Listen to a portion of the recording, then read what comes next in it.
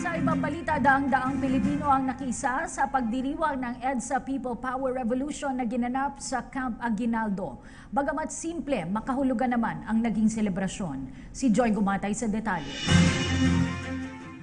Muling ginunita ng daan-daang Pilipino ang diwa ng EDSA People Power Revolution sa simple ngunit makahulugang programa sa Campo Aguinaldo. Pinangunahan ni Executive Secretary Salvador Medialdea ang ika-3 dekada at 1 taong anibersaryo ng pakikiisa ng sambayanang Pilipino para sa pagkamit ng mapagpalayang demokrasya.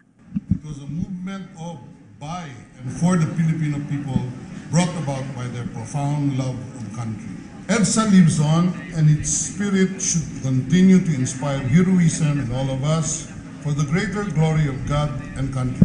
Sumuporta rin sa komemorasyon sila Presidential Communications Secretary Martin Andanar, dating Pangulong Fidel Ramos, dating Vice Presidente Zejo Marbinay, dating Senate President Juan Ponce Enrile, gayon rin sina Senate President Coco Pimentel III at Senator Gringo Honasan. Nagsimula ang programa sa isang misa na sinunda naman ang pagbibigay parangal sa mga natatanging Pilipinong sumasalamin sa tunay na diwa ng people power o ang pakikiisa tungo sa pagtataguyod ng bansa. Dito ay binigyang diin ni Executive Secretary Medialdea na ang taunang pagunita sa EDSA People Power ay hindi lamang para kilalanin ang sakripisyo ng ilang individual na sumikat sa naturang revolusyon.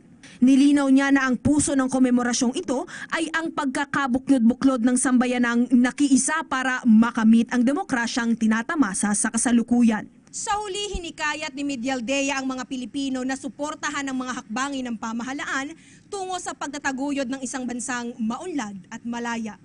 Para sa PTV News, Joy Gumatay.